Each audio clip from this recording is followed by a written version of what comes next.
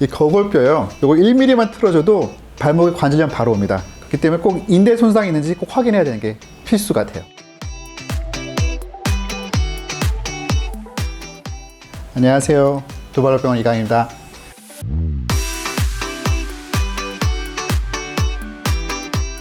발목 골절 그러면 이제 복숭아뼈 골절 얘기합니다. 그리고 복숭아뼈가 발목에 3개가 있어요.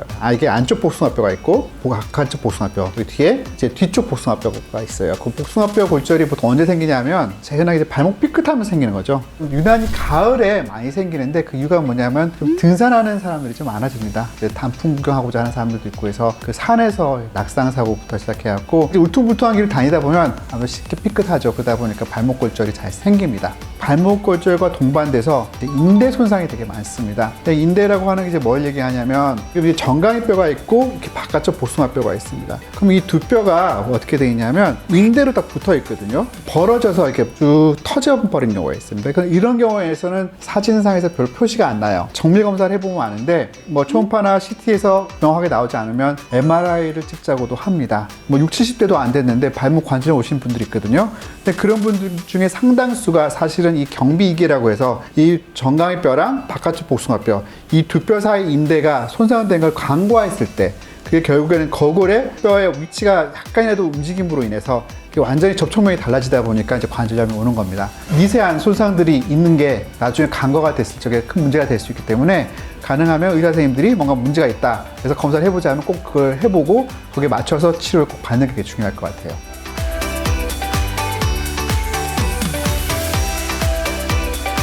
뼈 자체가 붙는 게 아무래도 인대보다는 조금 더 오래 걸려요. 그렇기 때문에 골절이 일단 동반되는 인대 손상에서 골절 치료 기간 안에서 다 해결이 됩니다. 그래서 크게 걱정할 필요는 없는데 다만 이제 골절이 있으면서 인대 손상이 동반된 경우에 있어서는 경과를 보는 와중에 또 그게 틀어질 수가 있어요. 뼈도 물론 어긋날 수가 있겠지만 인대도 찢어져 있다 보니까 그게 되게 불안해갖고 더 어긋날 수가 있거든요. 그래서 아무래도 그냥 단순하게 골절만 있는 경우보다는 조금 더 자주 봐야 됩니다. 자주 봐야 되고 조금이라도 그게 조금 오차가 좀 생기는 것 같다. 정상이랑 좀 다른 것 같다. 수술을 하자고 할 겁니다.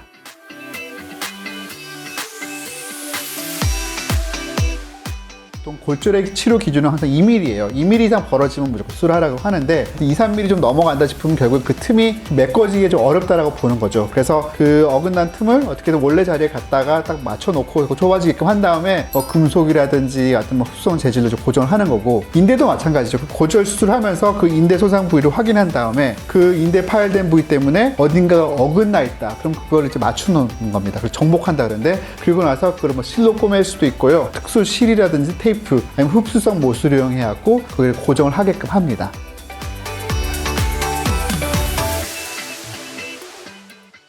재활이라고 하면 사람들이 제일 궁금해하는 거죠. 언제 디딜 수 있어요? 뼈가 좀 약하신 분들이 있습니다. 특히 여성분이고 나이가 드신 분들 같은 경우에는 그 체중부하 자체만으로도 잘 맞춰진 뼈가 또 어긋날 수가 있거든요. 한 달 이내로 어느 정도 고정을 하고 체중부하를 조심하고 나서부터는 움직이게끔 하는 게 중요하고 그리고 재활이라고 하는 게 일단은 첫 번째는 운동 범위를 이제 회복하는 게 되게 중요하겠죠. 두 번째는 좀 어느 정도 운동 범위가 회복되고 나면 이제 근력을 강화해야 되겠죠. 발목을 안쪽, 바깥쪽, 위로 아래로 내려가는 그런 이제 근력들을 회복을 하게끔 하는 거고 그 다음부터는 다시 다치지 않게끔 그거를 이제 우리 고유수용 감각이라고 하는데 그런 신경에 대한 회복을 또 하게끔 합니다.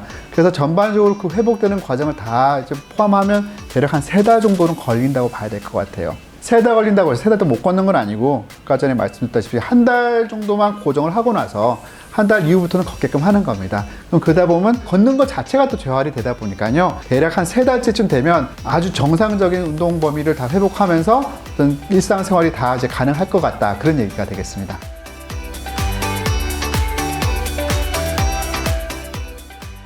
고압산소 치료의 효과가 유산소 운동이에요. 뛰지 않아도 유산소 운동을 시켜주는 거거든요. 우리 몸은 결국에는 대사를 잘 하는 게 중요한데 예를 들어 뼈가 부러지고 인대가 찢어졌어도 그 결국엔 붙어야 되지 않겠습니까? 붙기 위해서는 대사가 돼야 되죠. 고압산소 치료를 하게 되면 그 대사량 자체를 빨리 가게끔 해주는 거죠. 그럼 외상을 입고 나서라도 회복이 있어서 고압산소 치료는 아주 필요한 치료가 아닌가 이렇게 생각이 됩니다.